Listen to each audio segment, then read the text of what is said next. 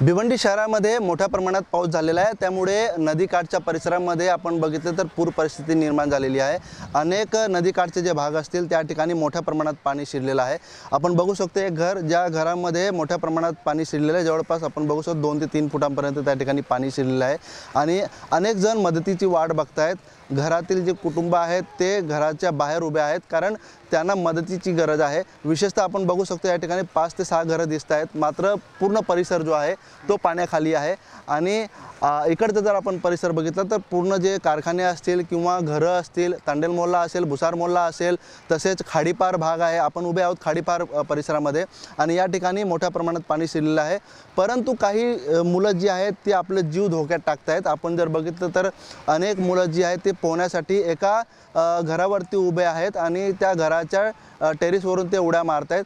मात्र आपण अनेकदा बघतो की जेव्हा नदीला पूर येतो त्यावेळेस अनेक मुलं जी आहेत ते पोहण्याच्या नादामध्ये वाहून जातात आणि त्यांचे दुर्दैवी त्यामध्ये मृत्यू होतो आणि अशा घटना दरवर्षी आपण बघतो। परंतु प्रशासनाने अशा मुलांना रोखलं पाहिजे, जेणेकरून त्यांचे जीव या ठिकाणी वाचवता येईल। परंतु मुलं जी आहेत त्यांनी देखील स्वतःवरती कंट्रोल केलं पाहिजे, कारण ही जी परिस्थिती आहे त्यामुळे ही बिकट परिस्थिती आहे आणि नदीचा जो प्रवाह आहे तो मोठ्या प्रमाणात आहे आणि त्यामुळे वाहून जाण्याची शक्यता आहे। त्यामुळे मुलांनी देखील आपलं कंट्रोल केलं पाहिजे। परंतु आपण जर बघितलं तर परिसरामध्ये मोठ्या प्रमाणात पाणी शिरलेलं, अनेक जण जे आहेत ते मदतीची वाट पाहत आहेत।